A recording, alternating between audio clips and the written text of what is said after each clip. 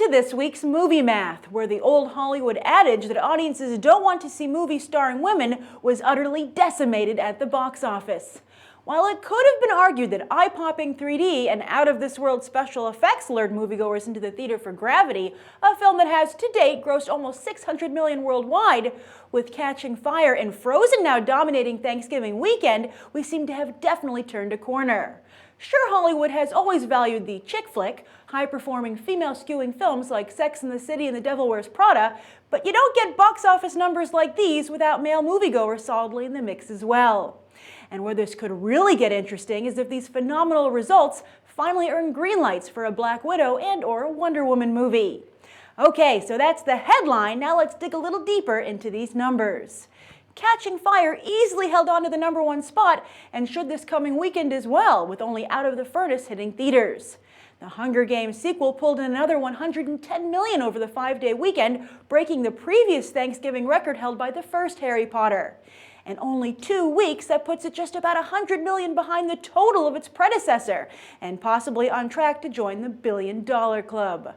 Mockingjay Part 1 is already filming in Atlanta, Georgia, but with only 2 films left in this franchise, it will wrap in November 2015. You can believe that even with all this money rolling in, Lionsgate is already frantically looking for its next big franchise. Now, over at Disney Animation, it's getting harder and harder to tell them apart from their competition at the box office. Yes, the Mouse House's short-term game is looking spectacular, as Frozen became the biggest Thanksgiving weekend debut ever with $93 million. And the previous record was held by Pixar's Toy Story 2, making Disney Animation's victory even sweeter. In just 5 days, Frozen has almost matched the entire domestic haul of The Princess and the Frog and half of the total domestic haul of Tangled. And while next year's Big Hero 6 has all the makings of a hit, you can bet that a bunch of Disney Animation talent is locked in a room right now racking their brains to come up with another princess musical stat.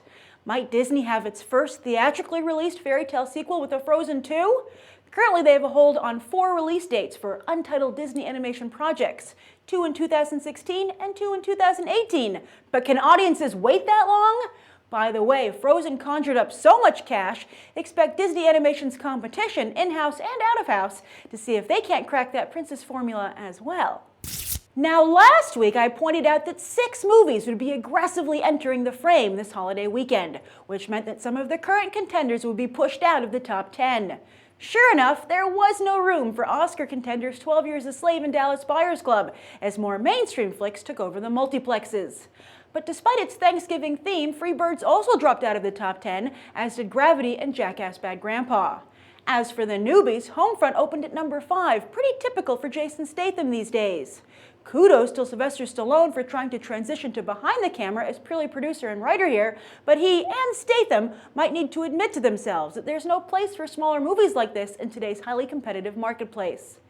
Black Nativity was the weekend's other wide release and only opened at number 8, and potentially endangered Forrest Whitaker of overexposure as his 5th movie of the year with 1 more to go.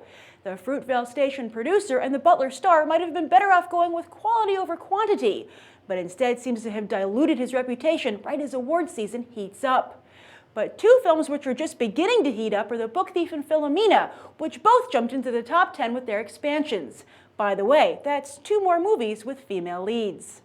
Meanwhile, more people probably heard about Spike Lee's Oldboy poster controversy than saw the actual movie, as the remake debuted at number 17 with less than $1 million. Mandela Long Walk to Freedom also opened in limited release and had a healthy per-theater average.